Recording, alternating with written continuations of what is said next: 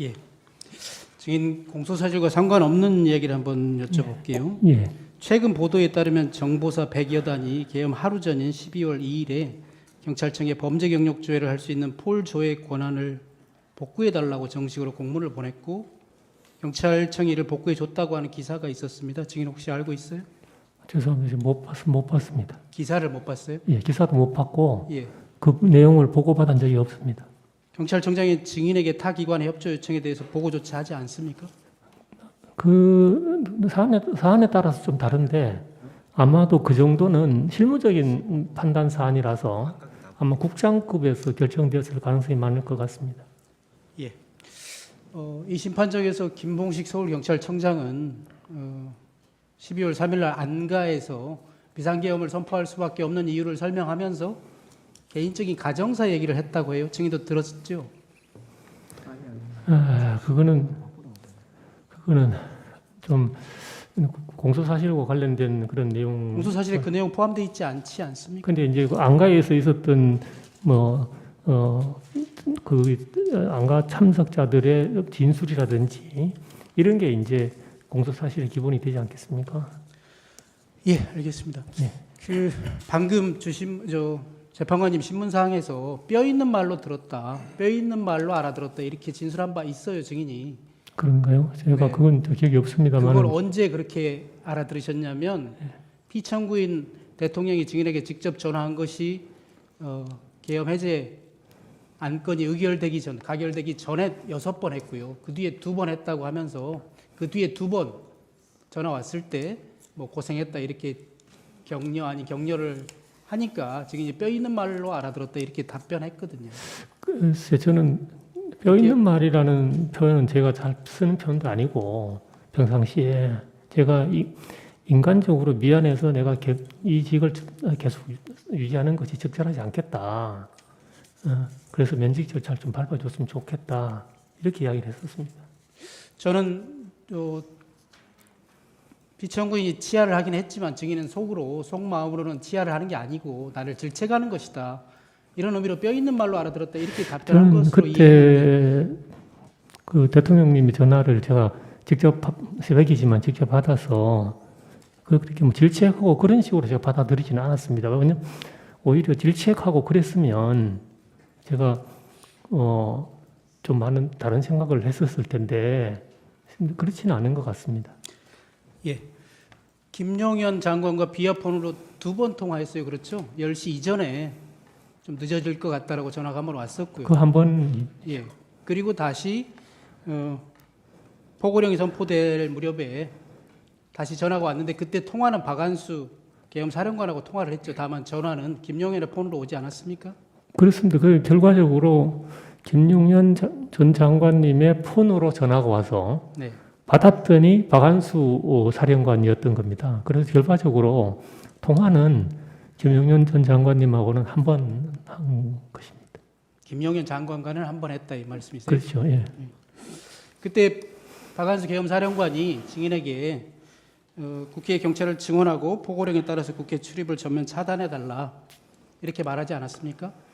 그건 이제 공소 사실에 포함된 내용이라서 아마 좀. 예, 답변하지 않으실 거면 답변하지 않겠다고 예, 짧게 예, 말씀해 예, 주십시오. 예.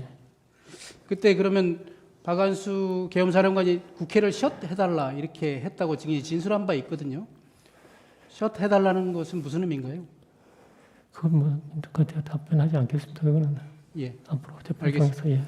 셧해달라 이런 말은 잘 안 쓰거든요. 혹시 셧다운해달라 이런 말 아니었습니까? 그런데 그거는 구체적인 워딩, 그러니까 지나간 일들을 그 녹음이나 녹화하듯이 이렇게 기억하는 건 사실상 쉽지 않습니다. 전체적인 맥락을 통해 가지고 기억을 하게 되는데, 네. 그래서 아마 제 언어로 그렇게 표현했을 가능성은 있는데, 구체적으로 거기 박 사령관께서 어떻게 어떤 워딩을 하셨는지는 솔직히 잘 기억이 없습니다. 전체적인 맥락만 이제 기억을 하는 것이죠. 예. 그래서 제 생각에는 맥락상 또 일반적으로 사람들이 용어 사용법이 셧해달라 이런 말보다는 셧다운해달라 이렇게 말하는 경우가 더 많을 것 같았어요. 여쭤보는 거예요. 셧다운해달라라고 말하는 것은 아닙니까? 제가 한 가지 분명한 건 박 사령관께서 그렇게 영어 표현을 하진 않으셨던 것 같고 제 언어로 이렇게 조사를 받으면서 제 언어로 이야기를 했던 것 같습니다. 예. 피청구인과의 통화 그리고 국회의원 체포 지시에 대해서 여쭙겠습니다. 피청구인과 계엄 해제 요구안 가결 전에만 해도 6번 통화를 한 사실이 있는데 그때 피청구인이 증인에게 했던 말은 이런 건가요? 제가 한번 읊어볼게요. 조 청장, 국회에 들어가려는 국회의원들 다 체포해, 잡아들여. 불법이야. 국회의원들 다 포고령 위반이야. 체포해. 이런 내용이었습니까? 죄송합니다. 그건 증언을 제가 하지 못하겠습니다. 증인은 수사기관에서 이렇게 진술했어요. 그 6번의 통화 모두 국회의원들을 체포하라고 닥달하는 것이었다. 이렇게 진술한 바 있습니다. 그렇게 진술한 적은 있습니까? 그건 앞으로 이제 그 진술 내용이 이제 공판정에서 증거로 사용할지 여부에 대해서는 좀 변호인하고 상의를 좀 해봐야 될 것 같습니다. 예, 국회의원 아니죠. 피청구인과 통화를 했던 시기가 그 시점이 1시 03분에 계엄 해제 요구안이 가결되기 직전이거든요. 그리고 6차례 통화를 했고요. 증인 그때 증인의 집무실에서 TV를 틀어놓고 국회 상황을 다 지켜보고 있었을 것 같은데 그거 맞습니까? TV를 계속 틀어놓고 있었던 걸 분명합니다. 네. 그러면 TV 방송을 통해서 본회의 개최를 위해서 국회의원들이 국회로 모이고 있는 상황인 것은 증인도 인식하고는 있었겠네요. 그렇습니다. 계속 그 당시에 제 기억에 TV에는 국회 본회의장을 거의 비추는 화면이 대부분이었던 것 같습니다. 당연히 국회 본회의가 왜 열리려고 하는지도 알고 네, 계셨죠? 그렇습니다. 예. 증인의 진술 피의자 신문 조서에 보니까 그 무렵에 11시 반 이 무렵에 국회의원 이상식, 조은희 국회의원, 그다음에 서범수 의원이 전화를 했다고 돼 있는데 그 전화 받은 것은 맞습니까? 네. 그 국회의원들하고 통화를 했으니까 국회의원들이 국회로 가고 있는 상황에 대해서 얘기했나요? 국회 상황에 대해서 말씀하시진 않으셨고, 뭐 어떻게 된 거냐 이렇게 이제 물어보는 그런 내용인데 저도 잘 모르겠습니다. 이런 대화가 주로 이루었습니다. 그 보시면 아시겠지만 그 대화 내용이 좀 짧습니다. 그게 네. 그렇게 길지 않기 때문에 상세한 이야기를 하기는 그 당시에 국민의힘은 의원총회를 국회에서 열려고 했다가 또 당사로 옮겼다가 이런 상황들이 있었던 것 같은데 혹시 그런 내용에 대해서 들어보지는 못했어요? 그 국회의원들한테? 그분들한테는 들은 건 없고 네. 그 TV 보도를 통해서 그런 내용이 나오는 걸 들었던 것 같습니다. 예. 증인은 잘 모르겠지만 그 무렵에 피청구인은 또 특전사령관이나 수방사령관하고도 통화를 했고요. 피청구인은 부인하고 있습니다만 국회의원들을 끌어내라고 지시하거나 내가 2번, 3번 계엄을 선포하면 된다는 얘기도 했다는 진술도 있고 그렇습니다. 그 무렵에 증인한테 6번 전화한 것이거든요. 그때 증인한테 전화해서 국회의원들을 끌어내거나 체포하라는 지시를 한 거 아닙니까? 그 공소 사실에 포함된 내용입니다. 증인한테 혹시 국회를 단전하라거나 또 무기나 수갑 등의 장구를 사용해서라도 국회의원들을 체포하거나 끌어내라고 지시한 사실은 없습니까? 그럼 공소 사실을 통해서 확인될 것 같습니다. 증인이 대통령과 비어폰으로 통화를 하고 있을 때 23시 34분경에 행안부 장관 이상민으로부터 전화가 와서 증인이 대통령과 통화를 하고 있기 때문에 이상민과의 전화를 잠시 붙든 채로 대통령과 통화를 마치고 이상민 장관과 통화를 한 사실이 있지요. 네. 그 사실은 있지요. 네. 그러면 통상 장관의 전화를 받았는데 기다리게 했으니까 양해를 구할 거 아니에요? 방금 대통령과 통화를 했습니다. 기다리게 해서 죄송합니다. 이렇게 양해를 구한 사실이 있습니까? 그렇게 양해를 구하진 않았고 이제 그 전화를 받고 아유 장관님 죄송합니다 이렇게 말씀드리니까 장관님이 뭐 별다른 말씀 없이 이렇게 말씀을 이어가셔서 대통령님과의 어떤 뭐 통화라든지 이런 말 이야기는 전혀 없었습니다. 혹시 그때 이상민 장관이 증인에게 단전단수라든가 소방청과 협조하라는 이런 말을 하지 않았습니까? 전혀 없었습니다. 그런 말 없었습니까? 그 직후에 소방청장과 통화한 사실인데 그 증인 모릅니까? 그건 잘 모르겠습니다. 통화를 이상민 장관과 통화한 직후인데요. 23시 36분경에 증인이 김봉식 서울청장에게 직접 전화해서 다시 국회를 봉쇄하라고 지시했는데 그런 사실은 있지요? 그건 이제 공소 사실에 포함된 내용입니다.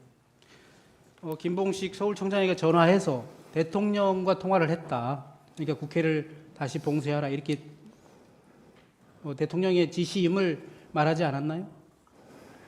하여튼 공소 사실에 포함된 내용을 통입니다. 예. 예, 신문상 14망입니다. 해제 요구안이 가결된 이후에도 피청구인으로부터 2차례 전화를 받았다고 했는데 그건 맞습니까? 예, 그런 것 같습니다. 그게 제가 나중에 통화 기록을 보면서 알게 된 내용입니다. 그 2차례의 통화는 계엄 해제 요구안이 가결된 이후이고 또 피청구인이 계엄을 해제하겠다고 공식적으로 담화를 발표하기 이전인 것은 맞습니까? 그거는 담화 발표 이후인 것 같은데요. 그 2차례 예. 다요? 예. 그러면 2차례 전화가 와서 증인한테 아까 그 뼈 있는 말이라고 했다는 부분하고 연결이 되는데 증인한테 수고했다 이런 인사말을 한 것이 맞습니까?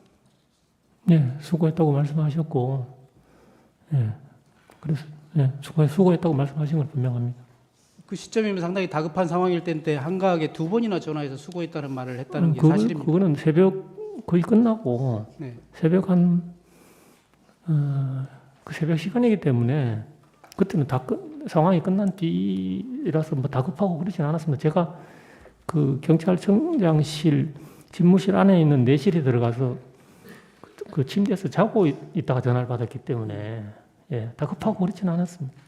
뭐 어쨌든 간에 2차례나 똑같은 수고했다는 치하를 하려고 2차례나 전화했던 것이 맞아요. 근데 지금 통화 목록에 2차례가 돼 있었는데 실제로 제가 기억하는 건 한 번인데 예, 근데 대통령님께서 전화하셔가지고 뭐 수고했다고 말씀하시는 그게 이제 기억이 예, 나는 겁니다. 네, 그 경찰국장 박현수와 통화에 대해서 좀 여쭙겠습니다. 계엄 해제 요구안이 가결된 직후인 공안시 13분경에 박현수가 증인에게 전화해서 2분 52초 동안 통화한 사실이 있던데 그런 통화를 한 사실은 있지요? 뭐 통화 목록이 있으면 통화했을 겁니다. 그때는 어떤 통화였는지 기억납니까? 제가 뭐 어떤 구체적으로 어떤 통화를 했는지는 제가 기억을 잘 못합니다. 예, 아까 그 처음에 국회를 전면 봉쇄했다가 나중에 일시적으로 풀었다가 다시 포고령 선포 이후에 또 전면 봉쇄했고요. 그리고 그것이 계엄 해제 요구안이 가결된 이후에 공안시 45분경까지 지속이 되거든요. 그리고 증인의 진술에 이런 게 있더라고요. 국회에서 계엄 해제 요구안이 가결되긴 했지만 대통령이 아직 해제를 공식으로 선포하지 않았으니까 더 기다려보자라고 해서 풀지 않았다고 증인이 진술한 바 있거든요. 공안시 13분경에 경찰국장 박현수가 전화해서 아직 국회 봉쇄를 풀면 안 된다라고 말을 했기 때문에 풀지 않고 있었던 것은 아닙니까? 분명한 거는 박현수 국장이 저한테 지시하거나 이렇게 할 위치에 있는 것도 아니고 실제 그렇게 하지도 않았습니다. 제가 박현수 국장하고는 개인적으로도 좀 신뢰하는 사이고 해서 서로 뭐 상의하고 이런 거는 있을 수 있어도 박 국장이 저한테 뭐 장관님 지시니까 이걸 이렇게 하라 이렇게 전화한 적은 단 한 번도 없습니다. 예, 알겠습니다. 그리고 그날 오전 6시경에도 통화를 상당히 오랫동안 했었죠. 그런 사실은 있지요? 그건 아까 재판관님 예. 신문에 제가 그리고 말씀드린 나서 대로 그날 오후에 12월 4일 오후에 네, 박현수 경찰국장이 증인의 사무실로 찾아온 적도 있죠. 그렇습니다. 예, 그때는 무슨 용건으로 찾아왔나요? 그 당시에는 이제 이 비상계엄 상황이 없으면 정상적으로 하면 그 주에 경찰 고위직 인사가 예정되어 있는 주입니다.